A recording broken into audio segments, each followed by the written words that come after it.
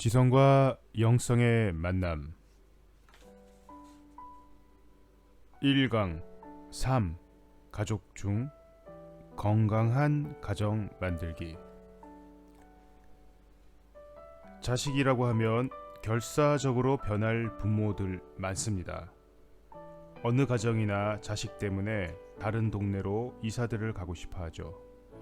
기러기 아빠, 기러기 엄마도 이젠 쉽게 찾아볼 수 있는데, 다른 한편으로 기러기 부부는 가정의 파괴라고 볼 수도 있겠습니다.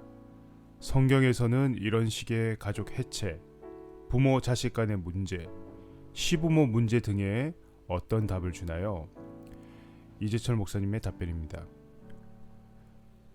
성경이 부모, 자식, 가족 관계를 이야기할 때 자식의 의무에 대해서는 별로 말하지 않습니다.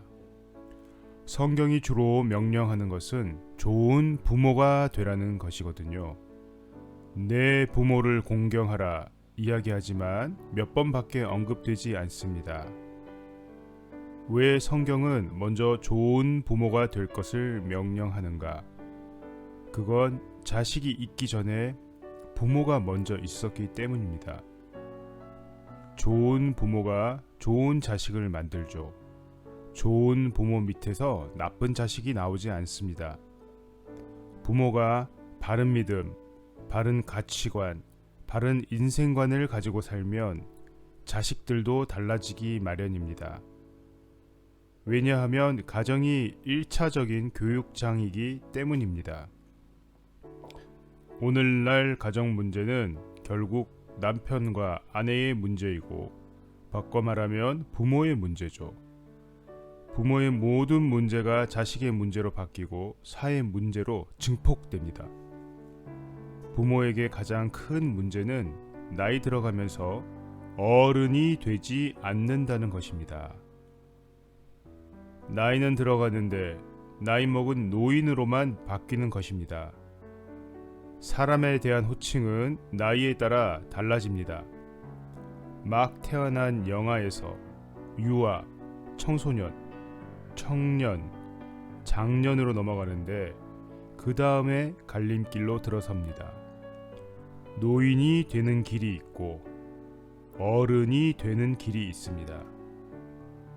좋은 부모가 된다는 것은 말하자면 자식과의 관계에서 어른으로 시작해서 어른으로 지속되고 어른으로 완성돼 가는 과정 속에 있는 것을 의미합니다. 어른이 되느냐, 노인이 되느냐, 그 분기점은 내가 나를 더 생각하느냐, 상대를 더 생각하느냐, 바로 여기서 갈라집니다. 그래서 노인은 나이가 들수록 자기만 알죠.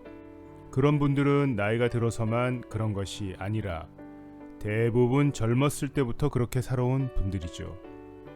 그런 부모는 겉으로는 자식을 사랑하는 것 같지만 자신의 이기심이라는 틀 속에 자식을 집어넣는 것이죠.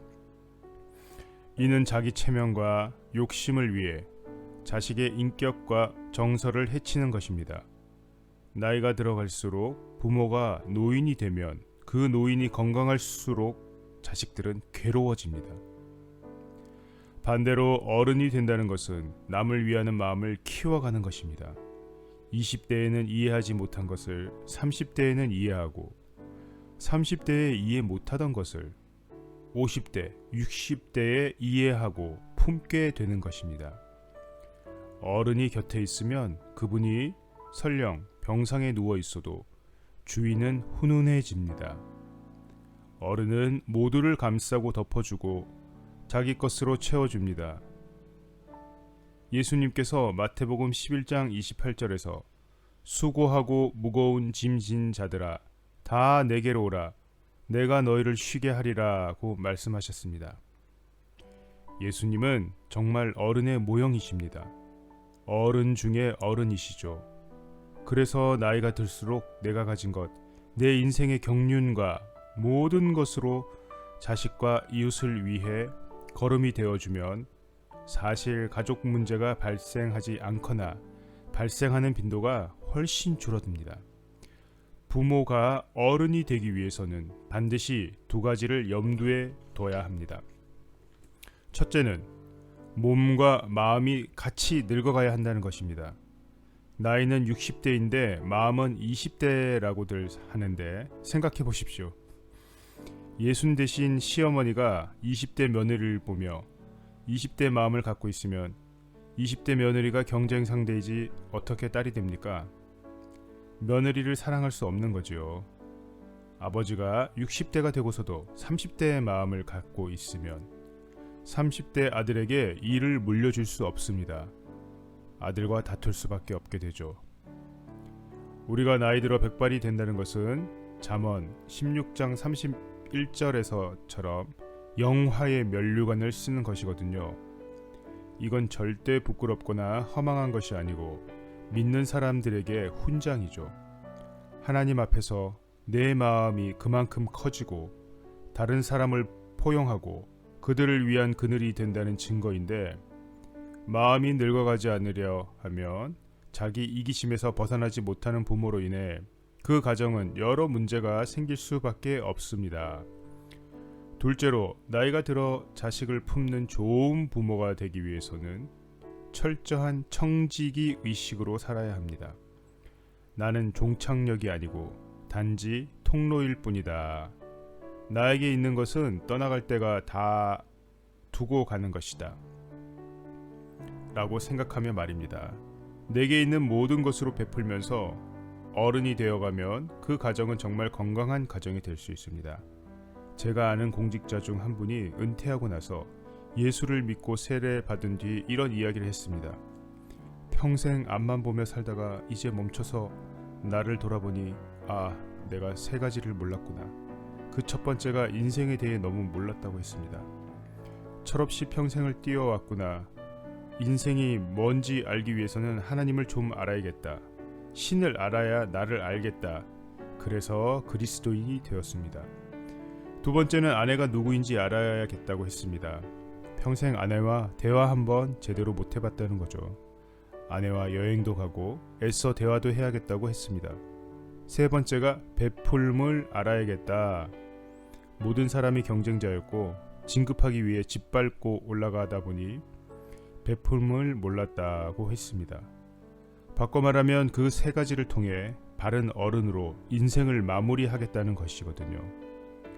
젊었을 때부터 부모가 어른의 마음으로 나이를 먹고 그렇게 나이를 먹어갈수록 더 큰 그늘이 되면 그 그늘의 자식들이 왜 문제가 되겠습니까? 성경의 모든 말씀은 우리를 믿고 당신의 자녀를 맡겨주신 하나님의 명령이라 생각하며 우리 자신을 갖고 나간다면 저는 어떤 상황 속에서도 소망이 있다고 믿습니다. 성경을 보십시오. 창세기부터 시작하여 인간이 타락하지 않았던 적이 없었습니다. 어느 시대든 예외 없이 도덕적으로 부패했고 가정적으로 문제투성이었지요. 그래서 성경은 한편으로는 인간 타락의 반복의 역사이기도 합니다. 그러나 하나님의 말씀 안에서는 누구든 회복되는데 누가 먼저 회복돼야겠는가? 두말할 것도 없이 자식이 아니라 부모입니다. 자식은 부모의 복사판이기 때문입니다. 자식은 결국에는 부모를 닮기 마련이라는 말입니다.